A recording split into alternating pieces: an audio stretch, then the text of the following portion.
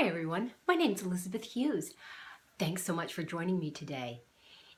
In my last video, I talked about how thinking about illness as an enemy, as something that you need to fight or destroy or eradicate, is not necessarily the most healthful way of thinking about illness.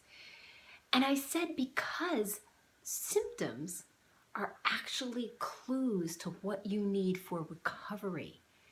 But if you're so busy fighting something, you're probably not listening to what it's telling you.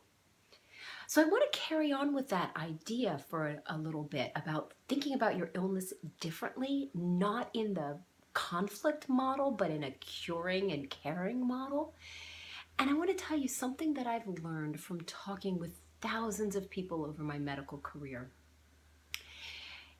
Every person I've encountered who has had a radical cure to an illness, something medically unexpected, whether it was recovering from a major accident or recovering from surviving stage 4 cancer or recovering from a crippling autoimmune disease or arthritis or anything like that, a degenerative disorder, every single solitary person who's had a remarkable medical outcome like that has one thing in common, and that's that they're grateful for their illness. Yeah, I said they're grateful for their illness. And why? Because in the process of their recovery, they've come to realize that their illness and the symptoms are not the enemy, but are clues and important information that they need to learn how to take care of themselves and how to clear their own illness, how to recover.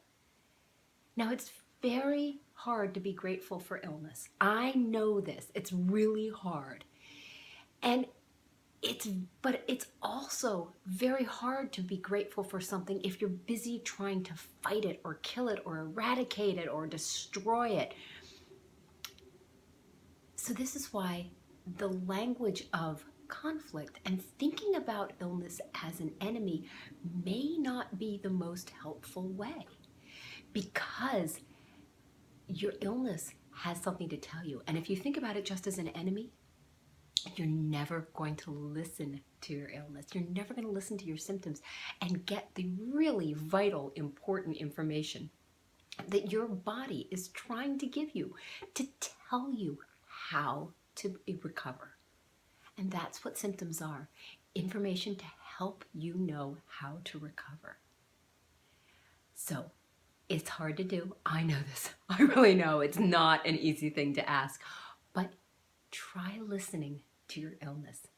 Listen to what it's trying to tell you. And instead of being angry, try just a little bit. Try to be grateful. And thank your illness. Thank your body for keeping you alive and for keeping you, and for giving you information to make you better. All right, this is Elizabeth Hughes. Thank you so much for listening to me. If you have any questions or comments, please write them below. And you can always find information about my work at www.elizabethhughesmd, all one word, all squished together, .com. I've written the link in the comment space below. All right, thank you. Until my next video, bye.